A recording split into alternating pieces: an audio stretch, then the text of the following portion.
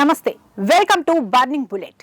ఆంధ్రుల హక్కులంటూ మదరాసీలతో జరిపిన పోరాటాలు స్వాతంత్రం తర్వాత తెలుగువాడికి ఆత్మ గౌరవంగానే మారిందటే అతిశయోక్తి కాదు. ఉమ్మడి ఏపీ విభజనకు మందు మద్రాసులో కలిసి ఉన్న తెలుగు రాష్ట్రం తెలుగు త్యాగమయ్యి పొట్టి శ్రీరాములు గారి ఆత్మార్పణతో ఏర్పడిందని మనలో ఎంతమందికి తెలుసు? ఒకవేళ తెలిసి ఉన్నా ఆయనకు ప్రతి ఏడాది మహోన్నత వ్యక్తులకు ఇస్తున్న స్థానంలో ఆయన ఏ స్థానంలో ఉన్నారు? సరే, ఈ విషయం నుంచి ప్రస్తుతం కొంచెం సేపు డీవియేట్ అయితే మద్రాసీలో కలిసిన తెలుగోడిని ట్రీట్ చేసిన విధానం అప్పట్లో ఉన్న దురాచారం, అంటరానితనం కంటే ఘోరాతి ఘోరంగా ఉండేదంటే మీరు నమ్ముతారా? అదిగో అక్కడి నుంచి పుట్టిందే తెలుగోడి ఆత్మాభిమానం. ఇదిగో ఇక్కడి నుంచి పుట్టిందే ఆంధ్ర వాళ్ళగా మద్రాసీలకు జలకిస్తూ మెరిసిన మెరుపు. ఉరిమిన ఉరుము ఆంధ్ర హక్కు. ఈ స్లోగన్ మీది మన తెలుగు జాతి పిత పొట్టి శ్రీరాములు గారి ఆత్మార్పణ జరిగింది.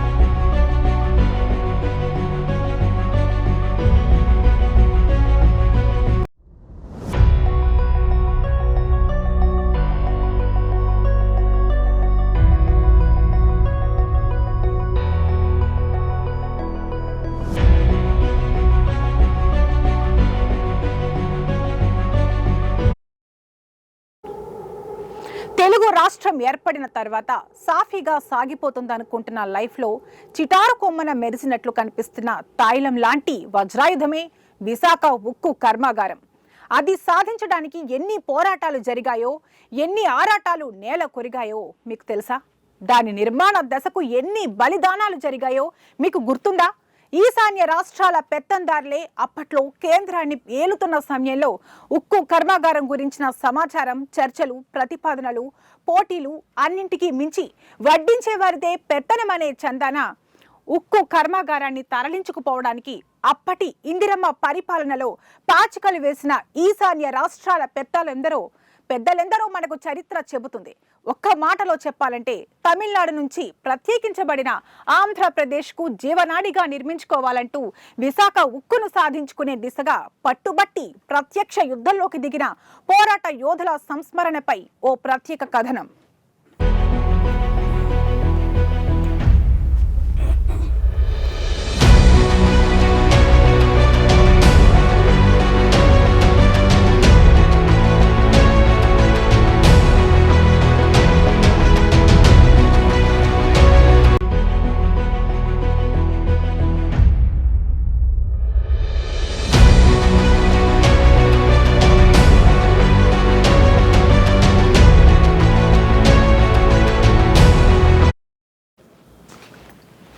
ఇప్పుడు మనం చూస్తున్నది విశాఖపట్నం. ఆంధ్రప్రదేశ్లో బంగాళాఖాతం తీరాన 1971లో సగర్వంగా తలెత్తిన ఉక్కు కర్మాగారం ఇదే. అదిగో అప్పటి నుంచి ఈనాటి వరకు ఏపీ రాష్ట్రానికి తొలి ఐకాన్ గా ఉన్న విశాఖ ఉక్కు కర్మాగారం ప్రపంచాన్నే శాసిస్తోంది. విశాఖపట్నానికి దాదాపు 26 కిలోమీటర్ల దూరాన నిర్మించిన ఈ కర్మాగారం జర్మనీ, సోవియట్ రష్యాల సాంకేతిక సహకారంతో నిర్మించబడింది.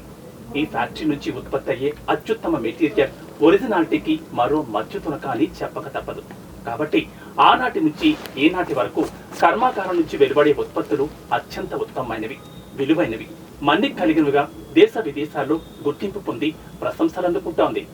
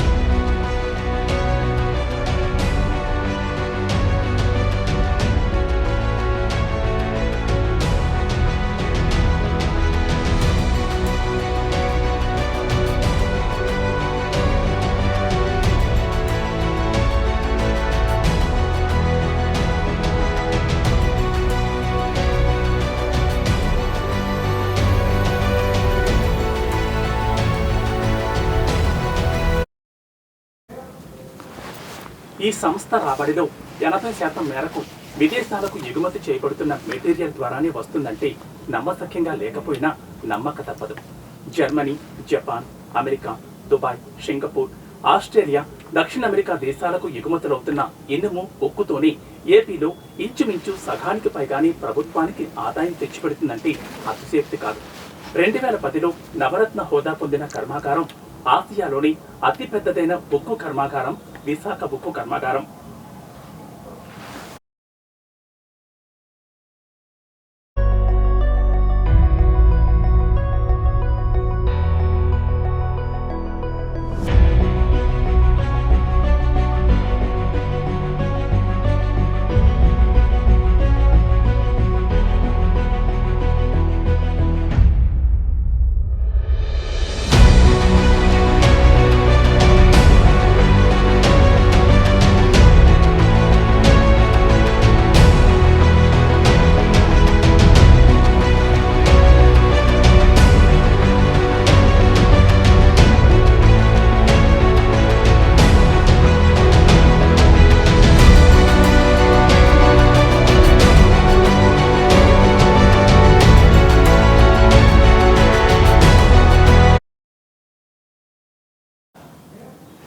వ్యక్తుల త్యాగఫలం అనడం కంటే వ్యక్తుల మరణం చిరస్మరణీయాలకు ప్రతీకలు అంటే బాగుంటుందేమో.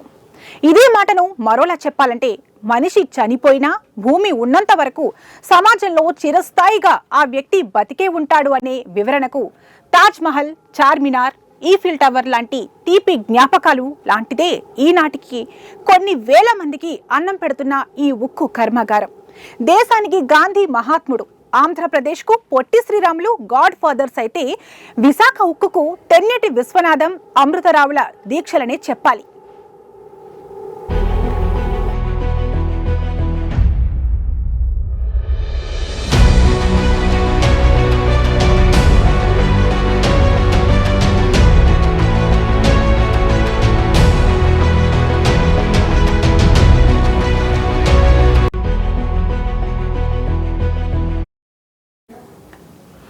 తాజ్మహల్ కట్టింది షాజహాన్ కాదు, కూలీలు అనే చందాన ఉక్కు కర్మాగారాన్ని విశాఖకు తెచ్చింది ఈ పోరులో పాల్గొన్న వేలాది మంది పోరాట యోధులు. అందులో కొన్ని వందల మంది ప్రాణాలు కోల్పోయారు. ఈ నేపథ్యంలో మరో మాటను అప్రస్తుతమైన ఒక్కసారి గుర్తు చేసుకుందాం. భారతదేశానికి స్వాతంత్రం రావడానికి మొదటి అడుగు వేసింది, సాధించి తుది శ్వాస విడిచింది మహాత్ముడు కరమ్చంద్ గాంధీ అయితే, ఈ పోరులో ప్రాణాలు కోల్పోయిన సమరయోధులు భగత్ సింగ్ నుంచి మొదలు పెడితే అల్లూరి వరకు, అక్కడి నుంచి జలీనా వాల్బాగ్ వరకు ఎన్నెన్ని విషాద ఉదంతాలు, ఎన్ని లక్షల ప్రాణాలు గాలిలో కలిసిపోయాయో. వెలుగులోకి వచ్చినవి కాదు, చిమ్మ చీకటిలో అర్ధరాత్రి స్వాతంత్రం వరకు ప్రాణాలను ఇచ్చేసిన త్యాగతనుడు ఎంతమందో లెక్కకు ఊహకు అందనిది. ఇక ప్రస్తుత అంశానికి వస్తే, విశాఖ స్టీల్ ప్లాంట్ ను సాధించడానికి అంత ఘోరమైన ఘటనలు జరగకపోయినా ఇంచుమించుగా అలాంటివే జరిగాయనేది చరిత్ర చెబుతోంది. తీరా అది సాధించుకున్న తర్వాత వేలాది మంది నిరుద్యోగులకు, ఎక్స్పీరియన్స్డ్ పర్సన్స్ కు ఇది కల్పవృక్షంగా మారిందో తెలుసా?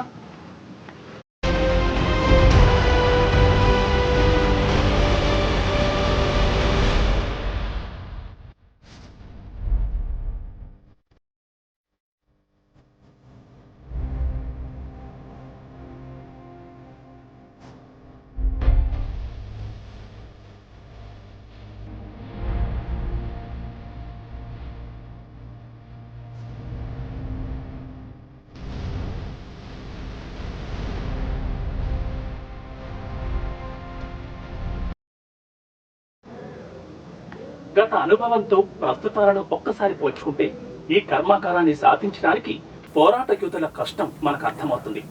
1966లో ప్రారంభమైన కేంద్రాన్ని పాలిస్తున్న ఇందిరాగాంధీ రాష్ట్రాన్ని పాలిస్తున్న కాసు బ్రహ్మానందరెడ్డి ఆధ్వర్యంలో లిఖిత పూర్వకంగా హామీ ఇచ్చారు. ఈ మేరకు 1970లో విశాఖలో ఉక్కు కర్మాగారాన్ని నెలకొల్పనున్నట్లు కేంద్రం ప్రకటించింది. ఈ కర్మాగారం కోసం కురుపాం జమీందారులు 6000 ఎకరాలు దానం చేశారు. దాంతో నిర్మాణ కార్యక్రమానికి అప్పటి ప్రధాని ఇందిరాగాంధీ శంకుస్థాపనతో ప్రణాళికలు ప్రారంభమయ్యాయి. 1972లో ఫైనల్ నిర్ణయం, 1974లో మొదటి దశ స్థల సేకరణ, 1975లో సమగ్ర నివేదిక, 1977లో ద్రవ ఉక్కు తయారీ సామర్థ్యం తదితర అంశాలు రష్యా సహకారంతో తెర మీదకొచ్చాయి. 1982లో సెగకొలిమి నిర్మాణం, ఉద్యోగస్తుల రెసిడెన్స్ తో పాటు రాష్ట్రీయ ఇస్పాత్ నిగమ్ లిమిటెడ్ RINL ఏర్పడింది. 1980లో మిజర్స్ MN బెస్టర్ అండ్ కో సమగ్ర నివేదికను సమర్పించింది. కోక్, ఓపెన్, సెగ కొలిమి, సెంటర్ ప్లాంట్ రూపకల్పనలు జరిగాయి.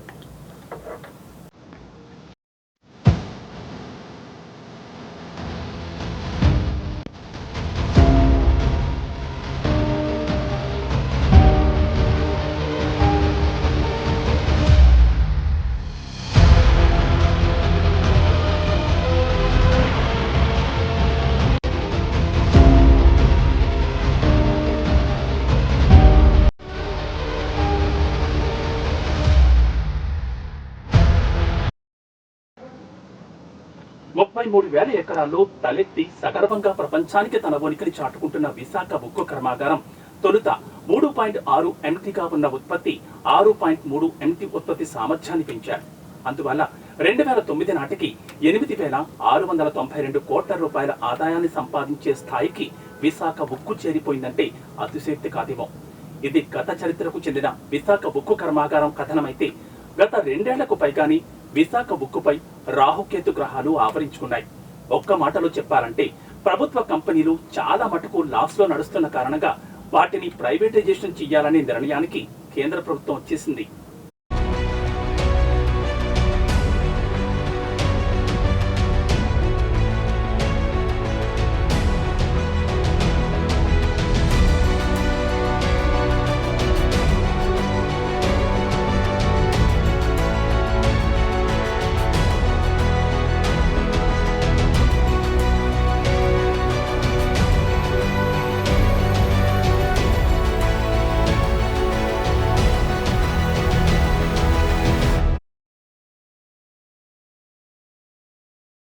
కేంద్ర ప్రభుత్వానికి చెందిన కొన్ని సంస్థలను ప్రైవేటైజేషన్ చేసేసిన విధంగానే ఇప్పుడు తాజాగా విశాఖ స్టీల్ ప్లాంట్ ను కూడా ప్రైవేటైజేషన్ చేయాలనే ప్లాన్ నడుస్తున్నట్టు తెలుస్తుంది. గత జగన్ ప్రభుత్వంలో ఈ ప్రైవేటైజేషన్ ను పూర్తిగా వ్యతిరేకించడంతో ఆ ప్రక్రియకు కొంత బ్రేక్ వచ్చింది. ఇప్పుడు ఏపీలో కొత్త ప్రభుత్వం NDA రావడంతో చకచకా ఈ ప్రైవేటైజేషన్ ప్రక్రియను వేగవంతం చేయడానికి కేంద్రం పావులు కదుపుతుందని ప్రతిపక్ష వైసీపీ తాజాగా తీవ్రంగానే ఆరోపణలు చేస్తుంది. దీంతో ఇప్పుడు ఈ అంశం రాజకీయ రంగు పులుముకుంది.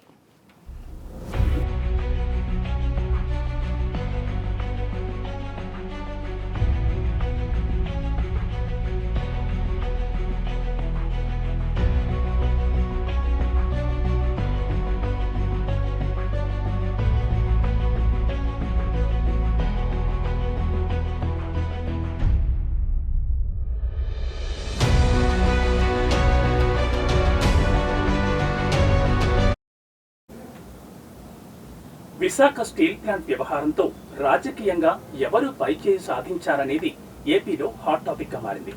మరోవైపు విశాఖ స్టీల్ ప్లాంట్ వైపు కన్నేసిన తెలంగాణ ప్రభుత్వం బీఆర్ఎస్ అధ్యక్షుడు కేసీఆర్ సారథ్యంలో స్టీల్ ప్లాంట్ ను కేంద్రం అమ్మితే తామే తీసుకుంటామని ఓ దశలో అధికారికంగా ప్రకటించారు. దాంతో ఆ పార్టీకి అత్యంత విధేయుడు, నమ్మకమైన స్నేహితుడు జగన్ కూడా వైసీపీ తరపు నుంచి బీఆర్ఎస్ కు పూర్తి మద్దతు ఇచ్చినట్లు వదంతులు వెలువడ్డాయి. కాకపోతే స్టీల్ ప్లాంట్ ప్రైవేటైజేషన్ కు ప్రజల నుంచి తీవ్ర వ్యతిరేకత ఎదురైన నేపథ్యంలో వైసీపీ కాస్త వెనకడుగు వేసినట్లు తెలుస్తోంది. దాంతో వైసీపీ బీఆర్ఎస్ కు మధ్య కాస్త చెడిందని అనుమానాలు ఇక్కడి నుంచే ప్రారంభమయ్యాయి.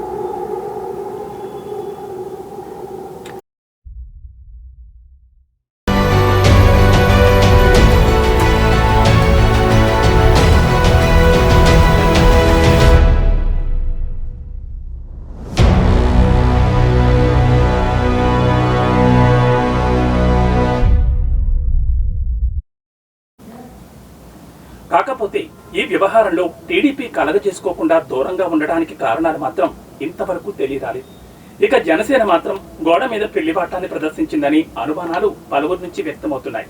టీడీపీతో పాటు జనసేన కూడా వెంట ఉన్నప్పటికీ ఈ విషయంలో మాత్రం ఆ రెండు పార్టీల మనోగతాలు మాత్రం వేరుగా ఉండడం గమనార్హం.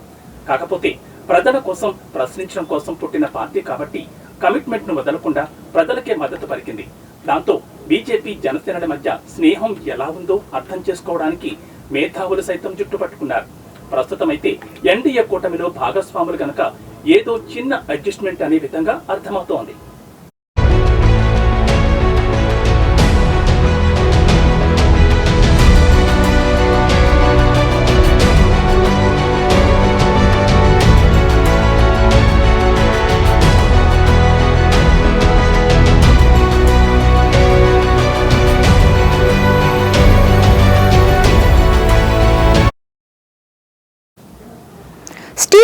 ప్రైవేటీకరణ ప్రక్రియ కనుక మొదలు పెడితే మొదట వర్కింగ్ క్యాపిటల్ పార్ట్నర్ గా తెలంగాణ తరపున సింగరేణి పాల్గొంటుందనే వదంతులు ఆ నోట ఈ నోట వినిపించాయి.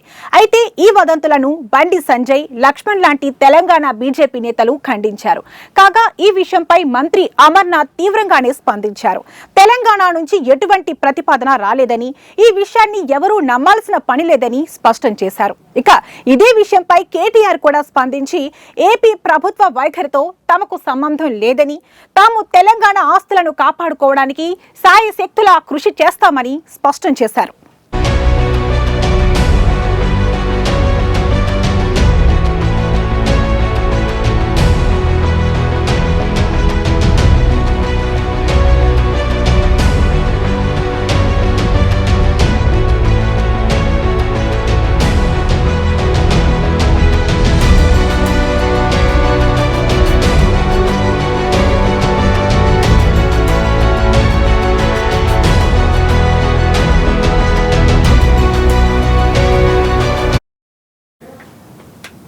తాజాగా మరో సరికొత్త అభిప్రాయం తెర మీదకొచ్చింది.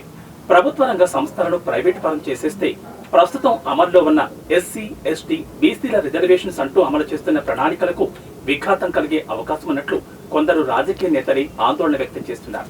ఈ నేపథ్యంలో ఇప్పటికే సమానతలపై చేస్తున్న కృషికి గత కొన్ని దశాబ్దాలుగా ఫలితం కనిపించడం లేదని అభిప్రాయాలు వ్యక్తమవుతున్నాయి. ఈ తరుణంలో ప్రైవేటీకరణలో రిజర్వేషన్ ప్రక్రియ తొలగిపోయి సమాజంలో అసమానతలు పెరిగిపోతాయనే ఆందోళనలు చాలా మందిలో వ్యక్తమవుతున్నాయి.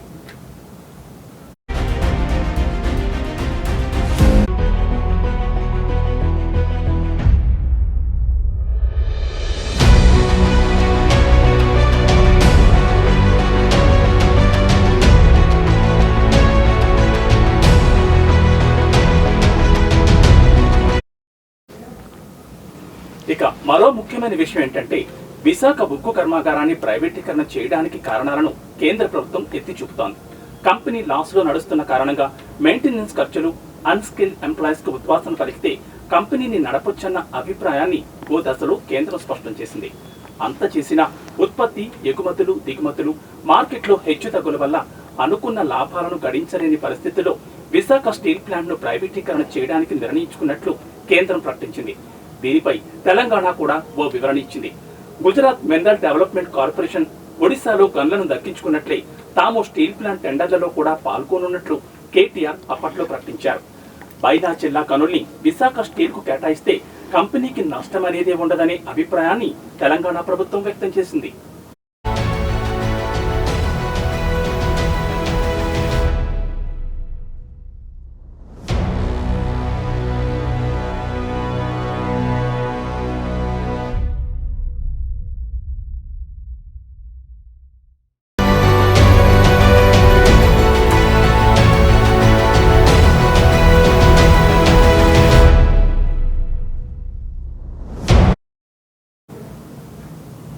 క్యాప్టివ్ మైనింగ్ అదానీ చేతుల్లో కట్టబెడుతున్న కేంద్రం దేశ ప్రజల సంక్షేమం గురించి ఏం పట్టించుకుంటుందని బీఆర్ఎస్ ఆరోపించింది.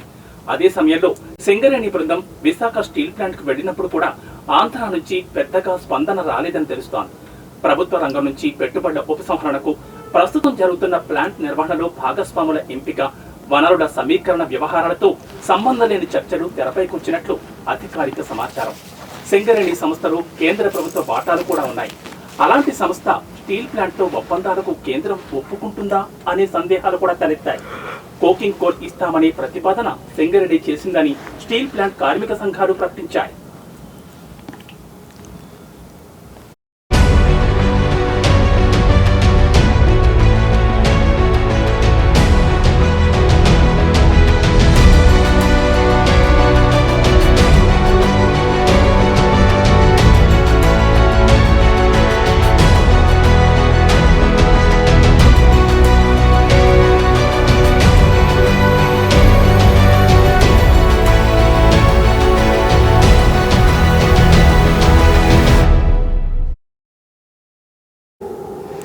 స్టీల్ ప్లాంట్ ప్రైవేటీకరణ ప్రక్రియపై ఓవైపు వ్యతిరేకత వ్యక్తమవుతుంటే ఎన్నికలు పూర్తయ్యే వరకు స్టీల్ ప్లాంట్ జోలికి బీజేపీ వెళ్లదు అనే భావన ఏపీ ప్రభుత్వంలో ఉన్నట్లు రాజకీయ విశ్లేషకులు అంచనా వేశారు.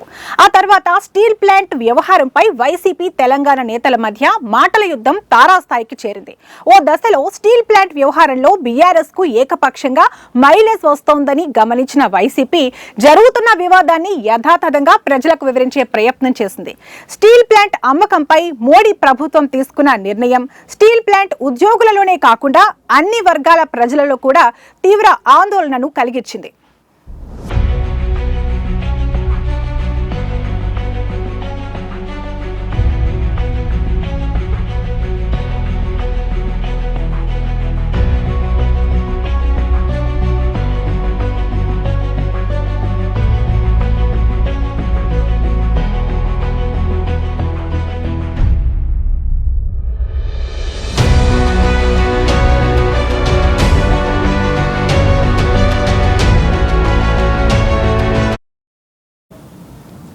ఇక ఉక్కు కర్మాగారం ప్రైవేటీకరణ చేయడానికి కేంద్రం వెనుకడుగు వేసిన సందర్భం కూడా మరొకటి.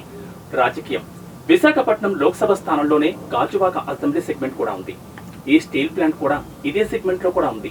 సో ప్రైవేటీకరణకు ఇక్కడి ప్రజలు తీవ్రంగా వ్యతిరేకిస్తుండటంతో ఓట్ల రాజకీయానికి బీజేపీ తలవంచిందనే అభిప్రాయాలు పలువురు నుంచి వ్యక్తమవుతున్నాయి.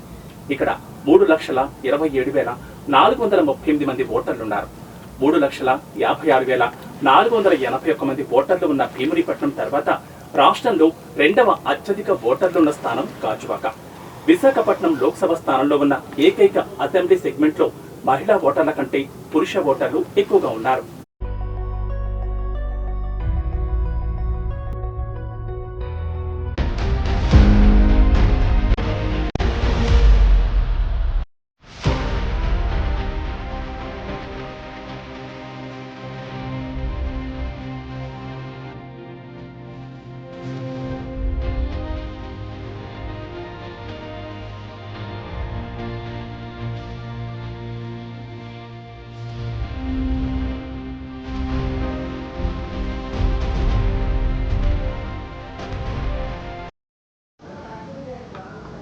సో స్టీల్ ప్లాంట్ లో చేసే ఉద్యోగులు ఎక్కువ శాతం పురుషులే కాబట్టి ఇప్పుడు వాళ్ల ధర్నాకు వ్యతిరేకంగా ఏ నిర్ణయం తీసుకున్నా ఎన్డీఏ కూటమిపై పెను ప్రభావం పడే అవకాశం ఉన్నట్లు బీజేపీ ముందే ఊహించింది. ఎన్నికలు పూర్తయిన తర్వాత అధికారం చేపట్టిన ఎన్డీఏ కూటమి సర్కార్ స్టీల్ ప్లాంట్ పై ఉక్కుపాదం మోపే అవకాశం ఉన్నట్లు వైసీపీ భావిస్తోంది. ఇంత జరుగుతున్న కేంద్ర ప్రభుత్వం స్టీల్ ప్లాంట్ పై డేగ కన్నేసిన వైనం చిన్న పిల్లలకు కూడా అర్థమయ్యేలా చేస్తున్న చర్యలపై ఇప్పుడు రాష్ట్ర వ్యాప్తంగా తీవ్ర విమర్శలని బీజేపీ ఎదుర్కొంటోంది. ఏపీలో ఏదో మూలన విసిరేసినట్లు కనిపిస్తున్న బీజేపీకి అడ్రస్ నిప్పించిన పవన్ కళ్యాణ్ కేంద్రం పాచికలపై ఎలా స్పందిస్తారో అని తెలుగు రాష్ట్రాల ప్రజలు ఆసక్తిగా ఎదురుచూస్తున్నారు.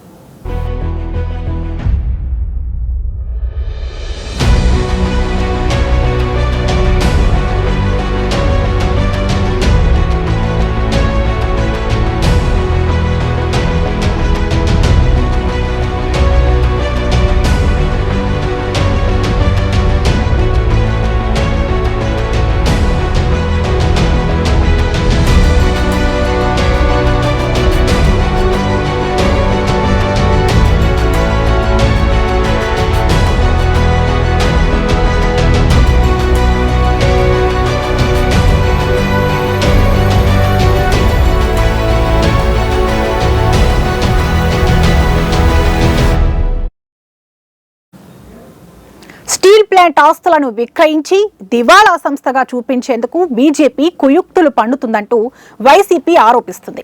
మూలధన సంక్షోభాన్ని అధిగమించే పేరుతో ఆస్తుల వేలానికి ఏర్పాట్లు చేస్తుందనే అభిప్రాయాలు మరికొంతమంది రాజకీయ విశ్లేషకుల్లోనూ వ్యక్తమవుతున్నాయి. ఈ నేపథ్యంలోనే స్టీల్ ప్లాంట్ బయట నిరర్థకంగా ఉన్న ఆస్తుల అమ్మకానికి సంస్థ యాజమాన్యం రంగం సిద్ధం చేసుకుంటుందనే ఆరోపణలు ఎంప్లాయీస్ నుంచి వ్యక్తమవుతున్నాయి. మూలధన సంక్షోభాన్ని అధిగమిస్తూ పూర్తి స్థాయి ప్లాంట్ నిర్వహణ కోసం సొంతంగా నిధులు సమకూర్చుకునేందుకే ఆస్తుల వేలం ప్రక్రియ షురూ చేసినట్లు ఇటు ప్రజలు అటు ఉద్యోగుల ఆందోళనలు బాటపట్టారు. దాంతో పాటు ప్రజా సంఘాలు రాజకీయ పార్టీలు కూడా నిరసనలు వ్యక్తం చేస్తున్నారు.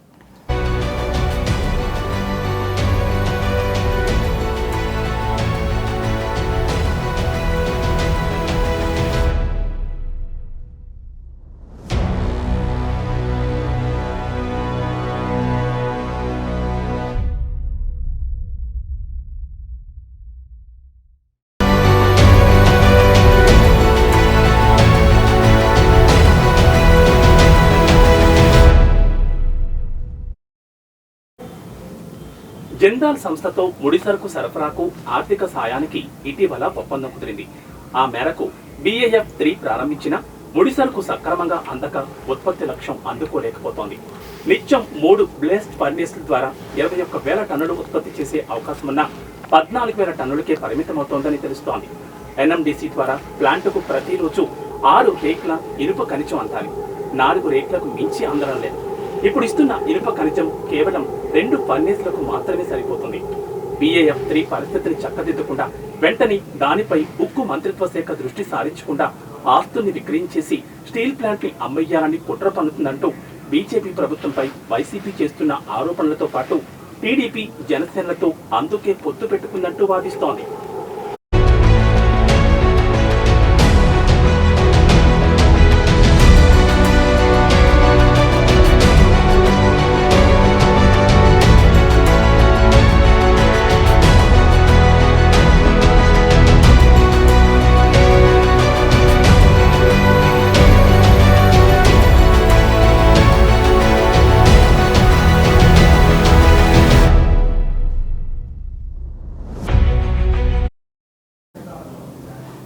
మరోవైపు విశాఖ ఉక్కు పరిశ్రమలో ముడిసరుకు కొరత ఏర్పడిందంటూ యాజమాన్యం ఫర్నేసులను నిలిపివేసినట్లు ప్రకటించింది. దాంతో కార్మికులు ఆందోళనకు దిగారు. టీడీపీ ఎంపీ భరత్, పల్లా శ్రీనివాసరావు వీళ్లకు తమ మద్దతు కూడా తెలిపారు. ఓవైపు వైసీపీ ఆరోపణలకు ఇక్కడ టీడీపీ మద్దతుకు తేడాలు స్పష్టంగా కనిపిస్తున్న నేపథ్యంలో అవన్నీ బోటకపు రాజకీయ ఆరోపణలుగా పలువురు కొట్టిపారేస్తున్నారు. కాగా స్టీల్ ప్లాంట్ నష్టాలకు యాజమాన్యం చర్యలే కారణమని కార్మిక సంఘాల నేతలు మరోవైపు ఆరోపిస్తున్నారు. ఒప్పంద కార్మికులకు గత 4 నెలలుగా జీతాలు లేవని ఆవేదన వ్యక్తం చేస్తున్నారు.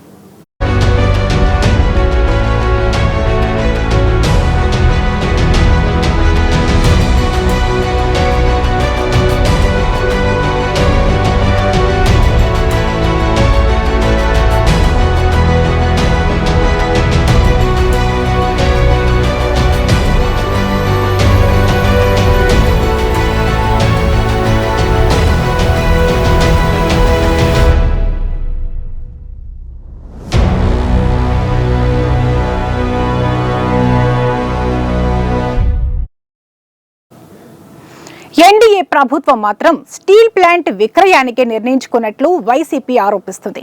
కంపెనీకి ఉన్న ఆస్తులన్నింటినీ అమ్మేసి ప్రస్తుతం ఉన్న నిల్వలను పూర్తిగా శూన్యం చేసేసి ఆ తర్వాత విశాఖ ఉక్కును ప్రైవేటు పరం చేయాలని కుట్ర పన్నుతున్నట్లు వైసీపీ ఆరోపిస్తుంది. రైతులు, ప్రజలు త్యాగాలు చేసిన విశాఖ ఉక్కు ఆంధ్రుల హక్కు నినాదంతో పోరాడి సాధించుకున్న పరిశ్రమను ప్రైవేటీకరణకు శత విధాలా యత్నిస్తోందని ఆహాకారాలు పెడుతున్న ఉద్యోగులతో పాటు ఆంధ్ర ప్రజలతో గొంతు కలిపిన వైసీపీ చిత్తశుద్ధికి నిజంగానే ఇది అగ్ని పరీక్ష లాంటిదనే భావించాలి. బీజేపీకి ఎదురెళ్లితే జరగబోయేది ఏంటో వైసీపీ శిబిరానికి మొత్తం తెలుసనేది పలువురి అభిప్రాయం.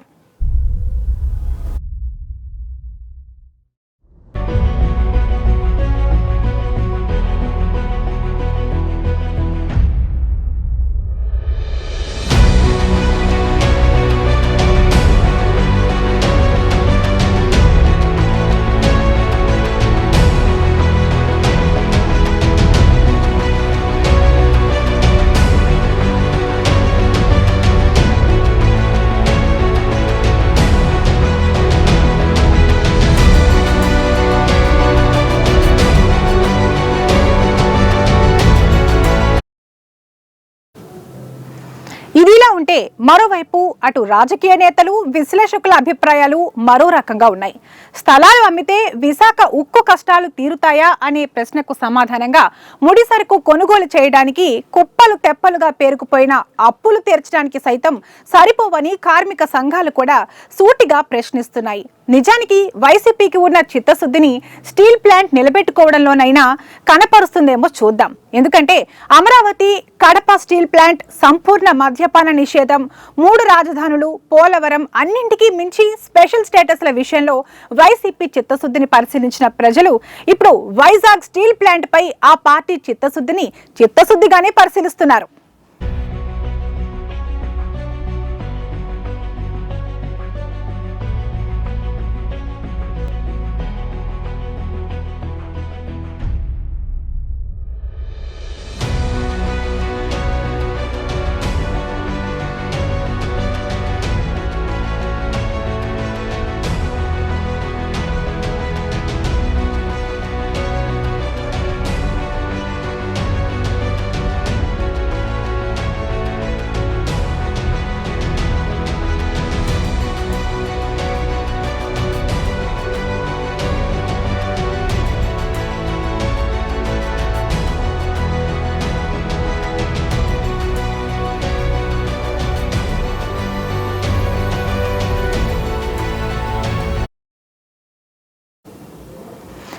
ఇవాల్టి బర్నింగ్ బుల్లెట్. మరో బర్నింగ్ ఇష్యూతో మళ్ళీ కలుద్దాం. చూస్తూనే ఉండండి 1 టీవీ న్యూస్. ప్రతిక్షణం ప్రజల పక్షం.